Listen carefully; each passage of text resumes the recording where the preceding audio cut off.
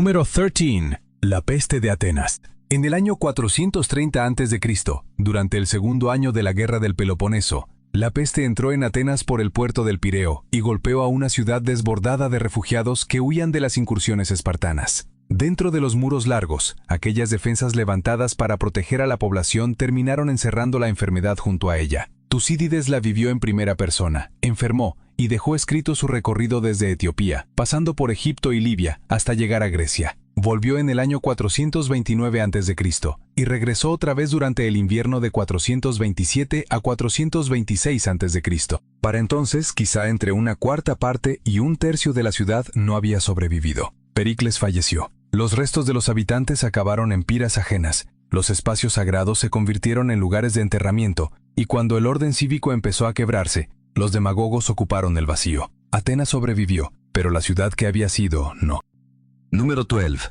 Peste antonina. En el año 165 después de Cristo, una epidemia entró en el Imperio Romano bajo el gobierno de Marco Aurelio y Lucio Vero. Probablemente llegó con las tropas que regresaban de Partia, después del saqueo de Seleucia del Tigris. Desde allí avanzó por las propias venas del imperio. Calzadas, campamentos, puertos y ciudades abarrotadas se convirtieron en su camino. Galeno la vio de cerca. En su Methodus Medendi dejó constancia de fiebre, diarrea, inflamación de garganta y erupciones en la piel, pero no pudo ponerle un nombre. Nosotros tampoco podemos hacerlo con certeza. Tal vez fue viruela, tal vez sarampión. En cualquier caso, el desenlace fue igual de devastador. Las oleadas volvieron una y otra vez hasta alrededor del año 180 después de Cristo. Casio Dio llegó a afirmar que, en Roma, hasta 2.000 personas perdían la vida cada día. Los campos quedaron sin sembrar. La recaudación de impuestos se hundió, y en la frontera del Danubio estallaron las guerras marcomanas. Roma construyó caminos para dominar el mundo. La enfermedad los utilizó primero. Número 11. Epidemia de viruela japonesa, de 735 to 737. La viruela llegó a Kyushu en el año 735, probablemente traída por un enviado que regresaba de Silla a través de Dazaifu, la puerta occidental de Japón hacia Asia. Desde allí avanzó hacia el este por rutas oficiales como el Sanyodo, pasando por puestos de impuestos, granjas y oficinas provinciales, hasta alcanzar Heihō-kyō, la capital imperial de Nara. Los estudios modernos calculan que entre una cuarta parte y un tercio de la población de Japón no sobrevivió, y entonces alcanzó al poder que se movía detrás del trono. En el año 737, los 4 hermanos Fujiwara habían perdido la vida: Muchimaro, Fusasaki, Umakai y Maro. Lo que vemos es una casa gobernante desvaneciéndose antes de la cosecha. El dominio de los Fujiwara se quebró, Tachibana no Moroe ganó influencia, y el emperador Shomu buscó refugio en el budismo, ordenando la construcción de templos provinciales Kokubunji en el año 741. El estado sobrevivió, pero antes tuvo que arrodillarse. Número 10. Plaga de Cipriano. La peste de Cipriano golpeó al Imperio Romano entre el año 249 y el 262 de nuestra era. Justo cuando las guerras civiles, las invasiones, la moneda quebrada y los reinados que se derrumbaban abrían Roma en canal, Cipriano, obispo de Cartago, terminó dando nombre a la catástrofe. Describió ojos ardientes, vómitos y extremidades oscurecidas por la enfermedad, hasta que el sufrimiento parecía una forma de juicio. En Egipto, Dionisio de Alejandría escribió sobre una pérdida inmensa de vidas y ciudades vaciadas por el duelo. Crónicas posteriores afirmaron que, en el peor momento, Roma llegaba a enterrar a 5.000 personas al día, mientras sus emperadores apenas resistían unos meses en el poder. El agente causante, viruela, sarampión o algo todavía peor, nunca fue identificado. Y quizá no hacía falta ponerle nombre. Consumió ejércitos, campos y fe. Cuando por fin pasó, el imperio ya cargaba una herida más profunda. Número 9. Gran Peste de Londres.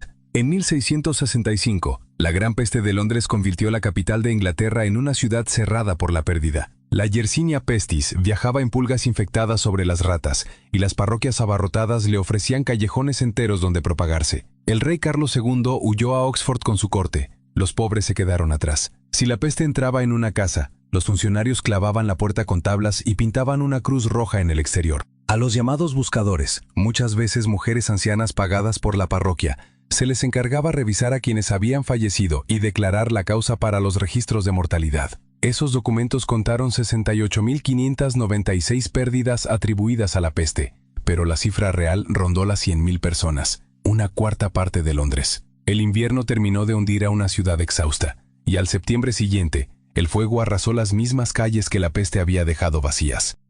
Número off. Tercera pandemia de peste. La tercera pandemia de peste comenzó en Yunnan, en China, a mediados del siglo XIX, y alcanzó Hong Kong en 1894. En aquel primer brote, unas 2.500 personas perdieron la vida, mientras Alexandre Yersin identificaba la bacteria Yersinia pestis. Pero el mundo ya no se movía a paso antiguo. Los barcos de vapor convirtieron aquel viejo temor en una amenaza de velocidad industrial. En las bodegas viajaban ratas negras y con ellas pulgas capaces de llevar la enfermedad de Hong Kong a Bombay en cuestión de semanas. Para septiembre de 1896, la peste golpeó Bombay, la actual Mumbai. La India británica se convirtió en el territorio más castigado, con más de 12 millones de fallecimientos registrados para la década de 1930. Hospitales de aislamiento, cementerios desbordados y calles bajo vigilancia marcaron esos años. En Bombay, los registros forzosos de viviendas y el traslado obligatorio de enfermos encendieron disturbios. En medio de esa tensión, el comisionado de la peste, W. C. Rand, perdió la vida. Poco después, en 1898, Paul Louis Simon demostró que las pulgas de las ratas eran las que propagaban la infección. La Organización Mundial de la Salud todavía consideraba activa aquella pandemia hasta 1900. Número 7. Pandemia de VIH-Sida. El VIH empezó antes de tener nombre. A comienzos del siglo XX, el VIH-1 pasó de chimpancés a seres humanos en la zona del actual Camerún, y desde allí avanzó por África Central, siguiendo aldeas, ríos y rutas de transporte. El 5 de junio de 1981, los Centros para el Control y la Prevención de Enfermedades informaron de 5 casos de neumonía por neumocistis en hombres gays de Los Ángeles. Para entonces, el virus ya circulaba por la sangre, las relaciones íntimas y el nacimiento. En 1983, François Barré-Sinoussi y Luc Montagnier lograron aislarlo en el Instituto Pasteur de París. En 1987 llegó el AZT, también conocido como sidobudina. Y en 1996, la terapia combinada convirtió la supervivencia en una posibilidad real para muchos pacientes. Pero el acceso partió el mundo en dos. Para 2022, el SIDA había causado la pérdida de alrededor de 40,4 millones de vidas, casi como si una nación entera hubiera desaparecido. La medicina avanzó. La desigualdad decidió quién podía alcanzarla. Número 6. Pandemia de COVID-19.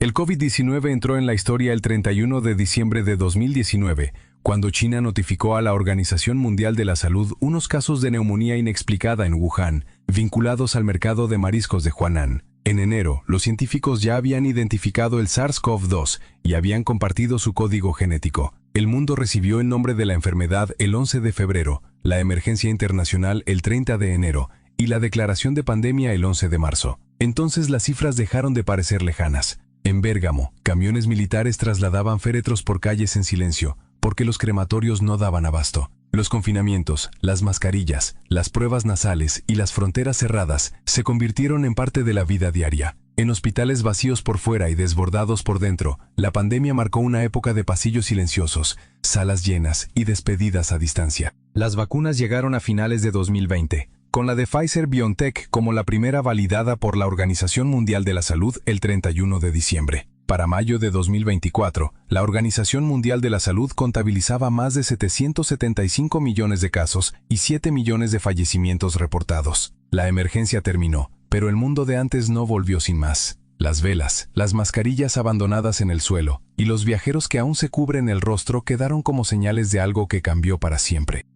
Número 5. Plaga de Justiniano. En el año 541 después de Cristo, la plaga de Justiniano apareció en Pelucio, en Egipto, y desde allí viajó en barcos mercantes por el Mediterráneo, rumbo a Alejandría y Constantinopla. Su origen estaba en la bacteria Yersinia pestis, y en el año 542 llegó a la capital imperial, protegida por sus murallas y coronada por Santa Sofía. Procopio de Cesarea fue testigo de aquel desastre. Según escribió, en los peores días unas 5.000 personas perdían la vida a diario. Las calles quedaron sumidas en una oscuridad medieval. Luego se ocuparon torres y espacios vacíos, porque la tierra recién abierta ya no bastaba para recibir a tantos. Los sacos de grano quedaron abandonados en los almacenes. Los talleres se apagaron, con sus herramientas inmóviles. El propio emperador Justiniano enfermó, mientras sus soldados luchaban por restaurar el poder de Roma en Italia y en el norte de África. Pero la enfermedad volvió una y otra vez, en 18 oleadas a lo largo de casi 2 siglos, como un mar oscuro golpeando siempre la misma costa. Cuando por fin se desvaneció, aquella reconquista había dejado de ser el sueño de un imperio renacido. Era un territorio agotado, cubierto de ruinas bizantinas, cementerios en la niebla y columnas caídas, demasiado débil para conservar todo lo que había intentado recuperar. Número 4. Pandemia de gripe de 1918. Cuando por fin callaron los cañones de Europa, otra amenaza ya estaba en marcha. En 1918, la gripe AH1N1 convirtió las rutas de la guerra en rutas de contagio. A España se le cargó la culpa solo porque su prensa, sin censura militar, publicó lo que los gobiernos en guerra preferían ocultar. El primer brote documentado en Estados Unidos golpeó Camp Funston, en Kansas, el 4 de marzo de 1918. Los trenes de tropas, los barcos de transporte y los soldados embarcando hacia el frente la llevaron por 6 continentes antes de que el armisticio quedara firmado. Luego, a finales de agosto, llegó la segunda ola. En hospitales improvisados y salas abarrotadas, médicos y enfermeras atendían camas sin descanso, mientras multitudes con mascarillas llenaban las calles, desde Madrid hasta los campamentos militares. Pulmones sanos se llenaban de líquido. Adultos jóvenes, de 20 a 40 años, dejaban de vivir siguiendo un patrón en forma de W que ninguna gripe común había preparado al mundo para entender. Para 1920, 500 millones de personas se habían infectado y 50 millones habían perdido la vida. La guerra terminó entre celebraciones, pero los hospitales seguían desbordados. Número 3. Epidemia de Cocolistli de 1545. En 1545, el Cocolistli golpeó el centro y el sur de México, dentro de la colonia española de la Nueva España. Llegó apenas una generación después de la conquista, cuando la viruela ya había reducido a la población indígena hasta en un 90% en algunas regiones, y cuando el trabajo impuesto, el hambre y los desplazamientos habían convertido a muchas comunidades nahuas en mano de obra para el sistema colonial. La enfermedad aparece con claridad en los testimonios: fiebre, piel amarillenta, orina oscura, sangrados por la boca y la nariz, y en cuestión de días, un desenlace fatal. Bernardino de Sahagún dejó registro de aquel horror mientras avanzaba por el altiplano mexicano hasta alrededor de 1548, con una estimación de entre 5 millones y 15 millones de personas que perdieron la vida. En 2018, el análisis de ADN antiguo la vinculó con Salmonella entérica paratyphicae. Cuando todo terminó, en la Nueva España quedaba más tierra abandonada que gente capaz de trabajarla.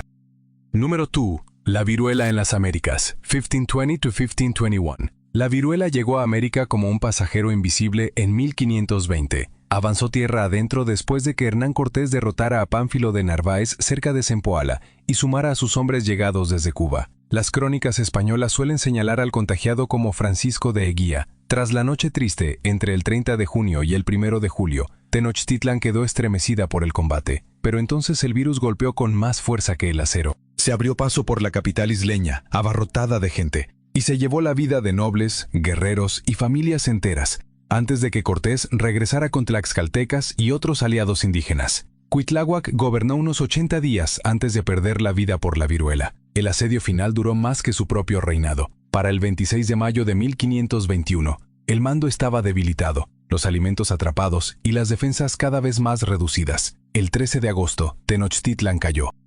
Número 1. Peste negra. En octubre de 1347, varios barcos genoveses entraron en el puerto de Messina, en Sicilia, con algo más que mercancías a bordo. Traían la peste negra, la enfermedad provocada por la bacteria Yersinia pestis y transmitida sobre todo por pulgas que viajaban en ratas. Ya había pasado por Cafa, en Crimea, hacia 1346. Después avanzó por las rutas del comercio y de la guerra, hacia Europa, el norte de África y Asia Occidental. Desde Sicilia se extendió por Italia, Francia, España, Inglaterra, los Países Bajos y Escandinavia. Entre 1347 y 1351, Europa perdió entre 25 y 50 millones de personas, entre un tercio y la mitad de su población. Los campos quedaron sin trabajar, aldeas enteras se vaciaron, los cementerios crecieron de forma desesperada, y después de 1381, tras la rebelión campesina en Inglaterra, los señores descubrieron que muchos trabajadores ya no aceptarían en silencio los viejos salarios. La Europa feudal sobrevivió, pero sus cadenas habían empezado a quebrarse.